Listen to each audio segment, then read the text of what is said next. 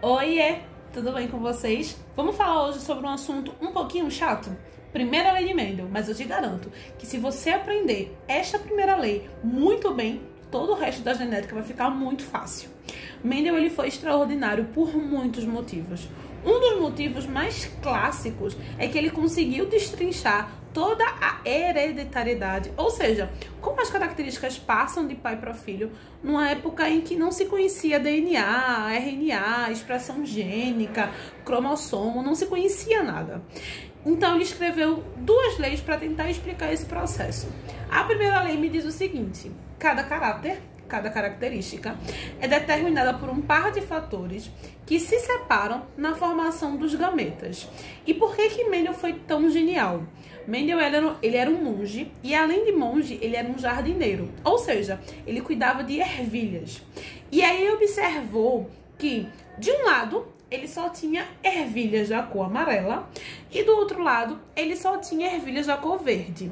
Lembrando o seguinte, tá? Mendel ele observou 7 características e para essas 7 características ele encontrou o mesmo padrão. Então, por exemplo, quando ele olhou para a textura da semente, ele observou que de um lado só tinha ervilhas lisas e do outro ele só tinha ervilhas rugosas. De um lado, ele só tinha ervilhas que apresentavam árvores de grande porte e do outro lado, de pequeno porte, beleza? Aqui nesta aula, a gente vai falar somente da característica da cor. Então, de um lado, ele tinha ervilhas amarelas e do outro lado, ele tinha ervilhas verdes. Vou até separar aqui para ficar mais claro para você, tá? Só que ele, sendo muito curioso, ele pegou um indivíduo da cor amarela e um indivíduo da cor verde e colocou para cruzar. Vou colocar aqui um xizinho. Para surpresa dele, deste cruzamento, todos os filhotes, absolutamente todos os descendentes, eram amarelos. E aí ele pensou e refez esse experimento milhares de vezes e o resultado era sempre o mesmo. Todas as ervilhas eram amarelas. E aí ele postulou o seguinte: o amarelo é dominante em relação ao verde. Então ele chamou o amarelo de azão e o verde ele chamou de vezinho. Ele sempre chamava o amarelo pelo azão maiúsculo. Por quê? Ele percebeu que o amarelo era dominante em relação ao verde, por isso o minúsculo, tá? Lê de novo comigo a primeira lei, o postulado da primeira lei. Cada caráter é determinado por um par de fatores. Então, opa, essa população P aqui, essa geração P aqui, a ervilha amarela só tinha em seu par de fatores a característica do amarelo. A ervilha verde só tinha no seu par de fatores a característica do verde. Então, opa, o amarelo, ele vai ser azão. Enquanto que o verde vai ser vezinho. Lembra que eles são puros? Pois é, eles são puros porque eles só carregam a mesma característica. Aí, continua lendo comigo. Que se separam na formação dos gametas. Então, esse par de fatores aqui, em algum momento, ele vai se separar. Então, se esse par aqui se separa, ele só vai formar gametas com azão. Se esse par de fatores aqui se separa, só vai formar gametas com vezinho.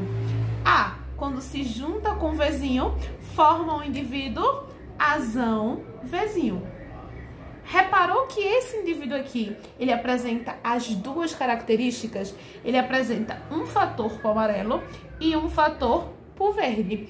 Na genética, a gente chama esse indivíduo de indivíduo heterozigoto, beleza? Então, esse indivíduo aqui, ele pode formar gametas tanto com A como com Vzinho, tudo bem? Então, vou até colocar aqui para você, tá? Ele pode formar gametas tanto com A como com Vzinho. E aí, para a coisa ficar ainda mais interessante, ele colocou essa população aqui para autofecundar. Então, é como se ele colocasse para cruzar, didaticamente falando, tá? É como se ele colocasse para cruzar azão Vzinho com azão Vzinho, ou seja, outra ervilha amarela, beleza? Outra ervilha amarela. E aí me responda o seguinte: esse outro indivíduo aqui, quais são as possibilidades de gameta dele? Opa, ele pode formar gametas tanto com azão como com Vzinho. Agora a gente vai para a parte que eu mais gosto. Olha para cá. Tudo isso aqui vai cruzar, né? Esses dois aqui vão cruzar, né? Então, esse A pode se unir com esse A, formando o indivíduo azão, azão. Esse aqui pode se unir a esse gameta, formando o indivíduo azão, Vzinho. Esse aqui pode se unir com esse, o indivíduo azão, Vzinho.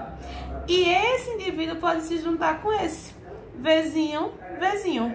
Ou seja, o produto da autofecundação foi o quê? 3 indivíduos amarelos e um indivíduo verde. Mendel, ele ficou tão feliz quando ele encontrou esse verde. Por quê? Ele conseguiu determinar, ele conseguiu fechar a lógica de que o amarelo era dominante em relação ao verde, beleza? 3 amarelos para uma verde. Ele encontrou essa proporção para todas as características que ele encontrou. Fácil, fácil demais, né? Agora, pega uma característica aleatória aí na sua casa e tenta fazer o mesmo processo, você vai encontrar sempre o mesmo resultado. Percebeu como o Mendel foi feliz? Pois é. Um grande beijo e até a próxima. Espero ter ajudado. Tchau!